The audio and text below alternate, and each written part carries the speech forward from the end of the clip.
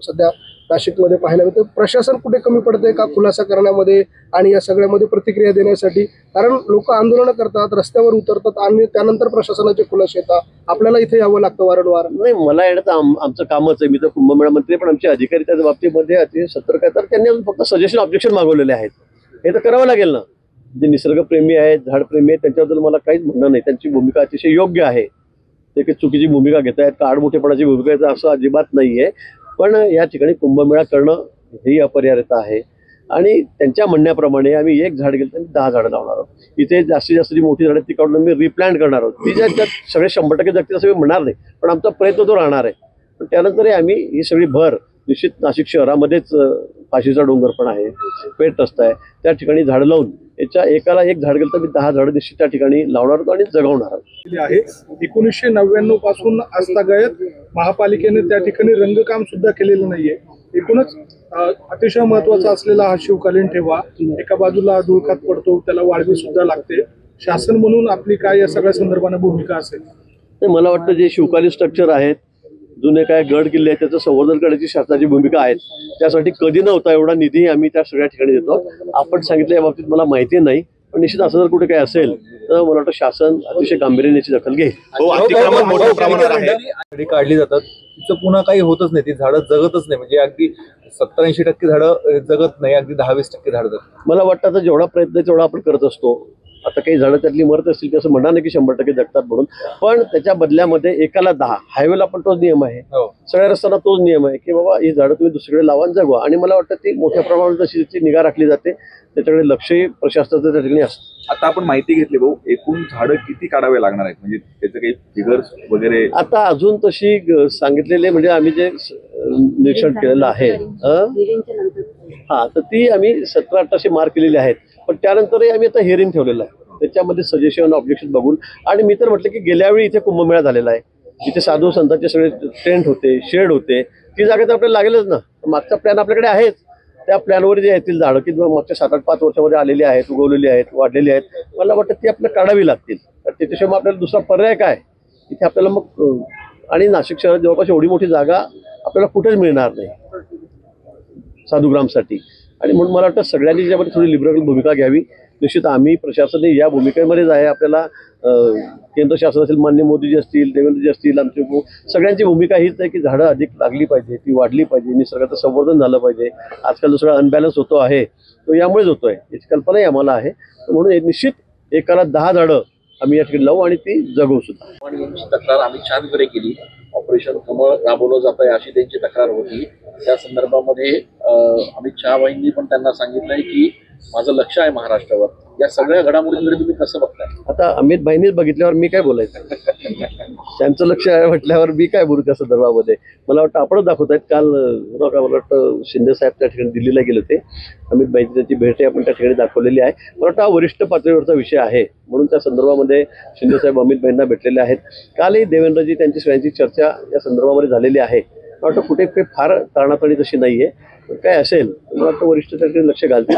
देवेंद्रजी, एकनाथजी बसून निश्चित त्या ठिकाणी मार्ग निघेल। आमच्यामध्ये अतिशय कोऑर्डिनेशन आहे। काही झालं असेल आपण कोणाला इकडे घेतलं तिकडे प्रोव्हाइड झालं तर झालंही असेल, पण फार अशी काही आमच्यामध्ये टोकाची भूमिका नाही। CDR काढावा, अजितदादांनी राजीनामा द्यावा, काही कागदपत्र घेऊन आज त्या अधिकाऱ्यांकडे पण भेट देणार आहेत। मागणी कशी वाटते आपल्याला, काय नेमकी आपली भूमिका आहे? ते आता अंजलीताईंची मागणी असेल तर त्याला काय, मी त्याच्यावर काय बोलणार? मागणी प्रत्येक वेळी करू शकतो, त्यांच्याकडे पेपर आहेत, कागद आहेत, ते म्हणतायत, त्या अधिकाऱ्यांना दाखवतील। या संदर्भामध्ये योग्य तो निर्णय त्याबाबत होईल। जर चूक असेल त्या संदर्भामध्ये अधिकारी दखल होतील, प्रशासन दखल घेईल। भाऊ, पुण्यामधल्या एका मोबदला मिळालेला नाही, मला वाटतं त्या संदर्भामध्ये तोडगा आता निघालेला आहे, सर्वमान्य तोडगा निघालेला आहे, ती कारवाई सुरू आहे आणि सगळ्या शेतकऱ्यांनी मान्य केलेलं आहे। आता त्या संदर्भामध्ये टेक्निकल माहिती अधिकारी देतील, पण आता आम्ही CDR द्यायचा, काय करायचं, पैसे किती द्यायचे, कसे द्यायचे, याच्यावर सर्वांना याच्यात विश्वासात घेऊन सर्व शेतकऱ्यांना आता या बाबतीमध्ये योग्य तोडगा निघालेला आहे। गेल्या अनेक वर्षापासूनचा हा प्रश्न प्रलंबित आहे, पण माननीय मुख्यमंत्री महोदय सांगितलं की या वर्षी कुंभच्या आधी हा सगळा प्रश्न मिटवायचा आहे, शेतकऱ्यांना त्यांचे पैसे द्यायचे। आम्ही आता दिवशी पावलं उचललेली आहेत। मला वाटतं लवकरच हा विषय आता मार्गी लागेल. पण खरं तर हा अशा पद्धतीनं वाद आहे शिंदेच्या शिवसेनेला. नाही, मला असं वाटतं की जे उभाठामध्ये आहेत, हा शिंदे सेनेतून जर मी घेतलं असतं, त्यांच्याकडे आहे वा त्यांचा म्हणून मी घेतलं असतं तर गोष्ट वेगळी. आता आमचं ठरलं की बाबा एकमेकांचे लोक घ्यायचे नाहीत फार करून, पण उभाटामध्ये आहे, शरद पवार साहेबांच्या राष्ट्रवादी काँग्रेसमध्ये आहेत किंवा काँग्रेसमध्ये आहेत, अशा लोकांना पक्षात घ्यावं आमची सगळ्यांची भूमिकाच आहे. त्यामुळे त्या पद्धतीने घेतलं. आम्ही नसतं घेतलं तर काल त्यांनी घेतलं असतं, अजितदादांनी घेतलं असतं. अशी आमची भूमिका क्लिअर आहे की आमच्या पक्षातले जे प्रमुख नेते आहेत त्यांना फार आम्ही ओढाताण आमच्यामध्ये करायची नाही, पण जे विरोधी पक्षामध्ये आहे त्यांना घेतलं तर मला वाटतं त्यात काही वावगं नाही. भाऊ, याच्यामध्ये डॉक्टर खासदार शिंदे जे आहेत साफसफाई केलेली नाही जवळपास मागच्या कुंभमेळ्यापासून. एक दोन पत्रकार परिषद होऊन जाऊ नाही करतो आपण, एसटीपी प्लॅन करतोय आता. हा, तर त्याबद्दल मला वाटतं आता कुंभमेळा आहे, विशेष स्वच्छता असली जाईल, हा कुंभ स्वच्छ, सुंदर आणि सुरक्षित व्हावा ही सगळ्यांचीच भूमिका आहे. आणि त्या बाबतीमध्ये मागच्या वेळी सुद्धा आपण व्यवस्था केली होती, पण कायमस्वरूपी सुद्धा या ठिकाणी आपण एसटीपी प्लॅन त्या ठिकाणी एसटीपीचं आपण व्यवस्था केलेली आहे. सिवरेज प्लॅनला तर 1500 कोटी रुपयाचं काम त्या ठिकाणी सुरू झालेलं आहे. पुन्हा 500-600 कोटीच्या कामाला आपण नवीन सुरुवात करतोय. म्हणजे निधीची कुठेही कमतरता नाही. या पुढच्या काळामध्ये गोदावरी स्वच्छ असली पाहिजे. 12ही महिने ती सुंदर, नुसतं कुंभमेळ्यापुरतीच नाही तर ती 12ही महिने चांगली वाहिली पाहिजे. कुठेही गटारीचं पाणी, ड्रेनेजचं पाणी त्यात येता कामा नये, ही या ठिकाणी आम्ही खबरदारी आता घेतलेली आहे. नाशिक शहरातल्या रस्ते त्याच्यामुळे हा संपूर्ण वाद तिथे होतोय आणि त्यामुळे महायुतीमध्ये वितुष्ट या निमित्तानं निर्माण होतोय, अशा स्वरूपाची चर्चा आहे. ते चर्चा मी आपल्या चॅनलच्या माध्यमातूनच बघतोय. मला तर काही प्रत्यक्षामध्ये माहीत नाही काय नाही म्हणून, पण मला वाटतं अशी टोकाची भूमिका आमची कुठेही नाहीये. निश्चित वरिष्ठ पातळीवर या ठिकाणी बोलले जात आहेत. काल परवा मी बघितलं, आपण दाखवत होता की अमित भाईंकडे, मला ही माहित नाही त्यांनी नेमकं काय बोलणं झालं काय नाही. मला असं वाटतं की या संदर्भामध्ये निश्चित कुठे आमची फार तणावाचं आमच्यामध्ये वातावरण राहणार नाही, हे तसं नाहीये. भाऊ, आज मनसे या ठिकाणी आंदोलन करते. आपण बरोबर, नाशिक शहरामधली काही झाडं आहेत, मी सगळ्या निसर्गप्रेमींना सुद्धा विनंती करेल, काही झाडं आहेत की फार त्याची संख्या नाही, किती असतील मला वाटतं अगदी रस्त्याच्या मधोमध आहेत आणि अशा बाजूला आहेत की त्याच्यामध्ये आतापर्यंत शेकडो ऍक्सिडेंट झालेले आहेत आणि लोकांना प्राण गमवावे लागले. मुलं आहेत, मुली आहेत, अबालवृद्ध आहेत आणि वेळोवेळी जातात आणि येतात आणि रस्त्याच्या सेंटरला झाडं अशी आहेत की त्याच्यामुळे शेकडो लोकांचे जीव गेलेले आहेत. माझी आपल्याला विनंती, आपण एक नाही, एकाच्या बदल्यामुळे आपण 25 झाडं लावू, 50 झाडं लावू, पण ही जी झाडं आहेत हे 10, 20, 25 ही काढण्यासंदर्भामध्ये सगळ्यांनी सहकार्य करावं. अन्यथा आपल्या घरचीच मुलं जात आहेत, जगावत आहेत, जागेवर गतप्राण होत आहेत आणि आपण म्हणत नाही हे झाड आम्ही काढूच देणार नाही. मला वाटतं अशी भूमिका आपण घेऊ नका. उलट याच्यामध्ये सगळ्यांनी मिळून, आणि हे शहर आमचं आहे, ही मुलं आमची आहेत, माणसं आमची आहेत आणि ते आपल्या समोर 100च्या शेकड्याच्या संख्येमध्ये आपण मरताना बघतोय. त्यांचे पंचनामे पुढे ठेवले आहेत की झाडावर आदळून मेलेत, झाडावर अजून बाईक गेली, गाडी गेली, ते दगावलेत. मला वाटतं या संदर्भामध्ये सुद्धा सगळ्यांनी लिबरल भूमिका घ्यावी. आणि एकदा तोही प्रश्न की ते सगळे नाशिककर शिवाय ती एक झाड यांना काढता येते की इतके लोक मरताना बघतायत, मला वाटतं त्या संदर्भामध्ये सुद्धा आपण सगळ्यांनी पुनर्विचार करावा आणि एक होऊन सगळ्यांनी मिळून त्या संदर्भामध्ये ते झाड काढलं पाहिजे. त्याच्या बदल्यामध्ये 1 नाही 10 नाही, आम्ही 50 झाडं लावू, पण ही भूमिका आपण सगळ्यांनी घेतली पाहिजे. तोडून या संदर्भामध्ये आपण पाहणी केल्यानंतर देखील ते या ठिकाणी आंदोलनाच्या भूमिकेवर ठाम आहे. मंचाने सांगावं, आता आम्ही कुंभमेळा कुठे करावा, साधुग्राम कुठे करावं. वारंवार आमची भूमिका आम्ही स्पष्ट केलेली आहे की गेल्या वेळेला जे टेंट या ठिकाणी होते तेच प्लॅन आम्ही या ठिकाणी करतो आहोत आणि त्या ठिकाणी जर या 7-8-10 वर्षामध्ये काही झाडं झुडपं आले असतील तर त्यांची साफसफाई करावी लागणार. म्हणून त्यांनी समजून घ्यावं, इकडे या गोष्टीकडे राजकारण म्हणून बघू नका, मनसेला मी म्हणेल. तेव्हा आपण उगाच त्यांनी सुचवा आम्हाला की आम्ही काय करावं, साधूंची व्यवस्था कुठे करावी, त्यांनी सुद्धा सुचवलं तरी चालेल. हो, या ठिकाणी फक्त एवढंच मागणी होती त्यांची की एन्व्हायरमेंट क्लिअरन्स घेण्यात यावा, आम्हाला विश्वासात घेण्यात यावा. तसं झालेलं नाही. आता दावा पर्यावरण प्रेमींचा मला अजून समजतच नाही. अजून आम्ही फक्त महापालिकेने आता आम्ही प्राधिकरणाकडे आम्ही जात आहोत, वृक्ष प्राधिकरणाकडे, त्यांच्यामध्ये चर्चा होईल, त्यांच्यामध्ये बोललं जाईल, सजेशन ऑब्जेक्शन होतील आणि नंतर हा विषय ठरेल ना. आम्ही काय तर लगेच आलो आणि आधी घेऊन लगेच आता कापायला बसलो मशीन घेऊन पटपट, असं नाही आहे ना. याच्यामध्ये जी प्रोसिजर आहे ती पूर्ण आम्ही फॉलो करतो आहोत. जे नियम आहेत ते आम्ही सगळे फॉलो करतो आणि त्या पद्धतीने आम्ही या ठिकाणी जी अनावश्यक झाडं आहेत, जी काही बाभूळची झाडं आहेत, अशी काही झाडं आहेत जी अनवॉन्टेड आहेत, जी फॉरेन ट्री आहेत, रेन ट्री आहेत, छोटी झुडपं आहेत, ती आम्हाला या ठिकाणी काढावी लागतात. भाऊ, संभाजीनगरचा एक विषय आहे, शिवकालीन महापालिकेच्याच विभागानं एनओसी दिल्यानंतर हे झाडं लागले. मग ह्या अधिकाऱ्यांना काय कारवाई केली जाणार का ज्यांनी हे झाडं लावण्यासाठी एनओसी दिली? नाही, अशा एनओसी इथे सर्वात झाडं लावा मला वाटतं असं म्हणलं पाहिजे नाही. काही ठिकाणी जर तुम्ही प्लॅन अगदी नियोजित म्हणजे नियोजन करून व्यवस्थित लावली तर त्याला काही हरकत नाही. पण आता इथे साधुग्रामची जागा आहे, दर 12 वर्षांनी आपल्या सगळ्या साधूंची व्यवस्था करावी लागते आणि इथे येऊन सर्रास कुठेही झाड लावा असं झालं असेल तर मग ते चुकीचं आहे, कारण मग आपल्याला इथे दुसरी व्यवस्था करता येणार नाही आणि आपल्याकडे पर्यायी जागा पण नाहीये. म्हणून मला असं वाटतं की जी झाडं आता आम्ही काढू त्याला एकाला 10 प्रमाणामध्ये आम्ही त्या ठिकाणी झाडं निश्चित लावू, त्याच्यामध्ये 9 सुद्धा होणार नाही, त्याचं संवर्धन सुद्धा आम्ही त्या ठिकाणी करू. आणि जी झाडं काढून दुसरीकडे टाकल्यास लावण्यासारखी मोठी झाडं रिप्लांटेशन, तर ते सुद्धा आम्ही त्या ठिकाणी करणार आहोत. त्याच्यामध्ये कुठेही झाडं गेली ना आम्ही ती लावली नाहीत, एकाला 10च्या प्रमाणे असं होणार नाही. जी शक्य आहे ती झाडं पुन्हा आम्ही या ठिकाणी काढून खालून अगदी काढून ती पुन्हा दुसरीकडे त्या ठिकाणी लावण्याची जगवण्याची जबाबदारी सुद्धा आमची राहील. भाऊ, पण या आधीचा अनुभव असा आहे काही आमदारांनी मुख्यमंत्र्यांकडे या संदर्भात लेखी तक्रार केलेली आहे आणि हा सगळा अनागोंदी कारभार जो सुरू आहे त्याच्याबाबत त्या तक्रारीत उल्लेख आहे. मला वाटतं आपणही बघतायत किती वार लेवलर पावसात सुद्धा आपण खड्डे बुजवायचं काम या ठिकाणी केलं. जवळपास 80-90% ठिकाणी आता खड्डे बुजवलेले आहेत आणि आताच आपण आता जवळपास 1100 कोटीच्या कामांना, आता रस्त्यांच्या कामांना आता वर्क ऑर्डर देतो आहोत. मला वाटतं दिलेली असेल त्या 2-4-5 दिवसामध्ये. त्या कामाला आता आम्ही तात्काळ सुरुवात करू.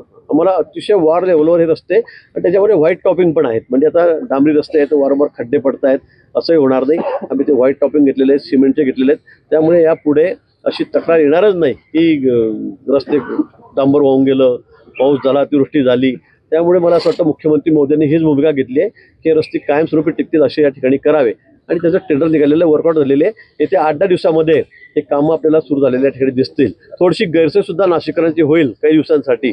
मला वाटतं त्याबद्दलही आपण सर्वांनी मला माफ करावं मी असं म्हणेल. पण आपल्याला कायमस्वरूपी जर खड्ड्यातून मुक्त व्हायचं असेल तर मला वाटतं हे काम आपलं करणं अपरिहार्य आहे. राज्यातल्या राजकारणासंदर्भातले काही मत येतील ना त्यांचं हो सेंटरला ना तुम्ही असं मध्ये सेंटरला हे रोल का अजून थोडं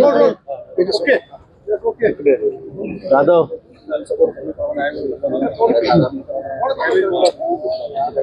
भाऊ, झाडं तोडायला विरोध होत होता, आज आपण प्रत्यक्ष पाहणी केली, काय निदर्शन? नाही, वृक्षप्रेमी आहेत नाशिकमध्ये, निश्चित झाडाचं संवर्धन झालं पाहिजे, निसर्गाचा समतोल असला पाहिजे, या बाबतीमध्ये कुठे दुमत नाही. त्यांची भूमिका अतिशय योग्य आहे. पण आपल्याला माहिती आहे 12 वर्षानंतर आपल्याकडे कुंभ येतो. त्याला देशाचं नाही तर संपूर्ण जगाचं लक्ष हे या कुंभमेळ्याकडे आहे. प्रयागराजला जी गर्दी झाली त्या धर्तीवर आपण बघितलं तर गेल्या वेळीपेक्षा 3पट-4पट गर्दी ज्याही वेळेला कुंभमेळ्यामध्ये होणार आहे. म्हणून इथे ही जी जागा आहे पंचवटीमधली, इथे साधुग्राम आहे, ते साधूंचा सगळा निवास असतो. गेल्या अनेक वर्षापासून, शेकडो वर्षापासून ही परंपरा इथली आहे. ही जागा साधुग्रामसाठीच राखीव ठेवण्यात आलेली आहे आणि म्हणजे 54 एकर जागेवर झाडं असतात, लावली जातात अधूनमधून या ठिकाणी कुंभ झाल्यानंतर. आणि दरवर्षी इथे कुंभाच्या निमित्ताने जे साधू येतात त्यांचे सगळे निवासस्थानं असतात, तिथे टेंट असतात, शेड केले जातात. म्हणून याही वर्षी आता 1.5 वर्षावर कुंभ राहिलेला आहे आणि म्हणून गर्दी बघता येणारे सगळे साधू आहेत, भाविक आहेत, संख्या मोठी राहणार आहे आणि म्हणून त्यांची व्यवस्था ही करावी लागेल. म्हणून या ठिकाणी काही 10-12 वर्षामध्ये, 8-10 वर्षामध्ये झाडं उगवलेली आहेत, काही इथे प्लांटेशनही झालेलं आहे. मला वाटतं की आता छोटी झाडं आहेत जी 10 वर्षाच्या आतली आहेत, जी नंतर लावली गेलेली आहेत, ते काढावी लागतील. त्याच्यामध्ये बाबुळची झाडं आहेत, अजून दुसरे काशीची झाडं आहेत, काही रेंट्री आहेत, हे सुद्धा या ठिकाणी उगवलेले आहेत. मला वाटतं ते काढल्याशिवाय इथे साधूंची व्यवस्था, महत्त्वाची व्यवस्था होऊ शकणार नाही आणि हे करणं अपरिहार्य आहे. म्हणून काही जी झाडं आहेत 10 वर्षाच्या आतली आहेत, काही जी फॉरेन प्रजातीची आहेत, त्यामुळे ती आपल्याला काढावी लागतील आणि ती काढण्यासंदर्भामध्ये आता कामही सुरू झालेलं आहे. प्राधिकरण जे आहे त्याच्यामध्ये त्या ठिकाणी तशा पद्धतीने आम्ही प्रस्ताव दिलेला आहे महापालिकेकडून आणि त्याची बैठक होईल. त्याच्यावर सजेशन, ऑब्जेक्शन आम्ही मागवलेलं आहे. ते सगळं ऐकून जे आवश्यक आहेत, जी काढावी लागतील ती झाडं आम्ही काढू. पण ही झाडं काढत असताना ज्या झाडांना वाचवता येईल, पुन्हा त्यांना दुसरीकडे त्याला लावता येईल, अशा पद्धतीने सुद्धा आमच्याकडे कमी योजना आखलेली आहे. ते सुद्धा आम्ही त्या ठिकाणी करू. पण एक झाड जर गेलं तर 10 झाडं त्या बदल्यामध्ये, सगळी मोठी झाडं, अशी नाही की छोटी झाडं लावली पुढच्या वर्षी आली का नाही गेली, तसं होणार नाही. एका झाडाच्या बदल्यामध्ये 10 झाडं. इथे फाशीचा डोंगर आहे, इथे अजून पेठ रोडला जागा आहे आमच्याकडे, मोठी जागा आहे की त्यामध्ये हजारो झाडं आम्ही लावू शकतो. त्याची सुद्धा जबाबदारी आम्ही घेतलेली आहे, आमच्या मनपाने घेतलेली आहे. आणि म्हणून मला असं वाटतं की या संदर्भामध्ये सगळ्यांचं ऐकून आम्ही पुढची कारवाई या ठिकाणी करू. पण कुठेही निसर्गाचा ऱ्हास होईल, कुणालाही निसर्गप्रेमींना फार वाईट वाटेल असं या ठिकाणी आम्ही करणार नाही. पण कुंभमेळ्याच्या निमित्ताने हे साधुग्रामची जागा आहे, इथे साधूंची व्यवस्था आपल्याला करावीच लागेल आणि त्याचा दुसरा पर्याय आपल्याकडे नाहीच आहे आणि ही जागा साधुग्रामसाठी रिझर्व्ह आहे. भाऊ खरं तर अशा पुढ्यावर ठेवलं होतं. कडाक्याची थंडी आहे. जे ससून रुग्णालयामध्ये उपचार घेण्यासाठी येतात त्यांचे कुटुंबीय त्यांना अशा रुग्णांना घेऊन जात नाही, त्यांची व्यवस्था केली जाते, परंतु अक्षरशः हालाकीचं जीवन जगत आहेत. ओढ्यावरच त्यांना राहावं लागतं आहे. जो दादासाहेब गायकवाड म्हणून चालवतो तो म्हणतो धर्मादायकांनी ही जबाबदारी आहे. ससून रुग्णालयाने पण हात झटकलेले आहेत. एकूण काय करावं असं वाटतं? नाही, मला या संदर्भात कुठली माहिती नाही, आपण आता सांगताय, पण मी लगेच माहिती घेतो, जिल्हाधिकाऱ्यांनी तिला सांगतो. आपण एवढ्या कडाक्याची थंडी आणि एवढ्या वयामध्ये त्यांना बाहेर ठेवणं मला वाटतं हे अतिशय म्हणजे चुकीचंच आहे. निश्चित मी त्याची खबरदारी घेतो आणि त्यांची काय व्यवस्था करता येतील त्या संदर्भामध्ये अधिकाऱ्यांना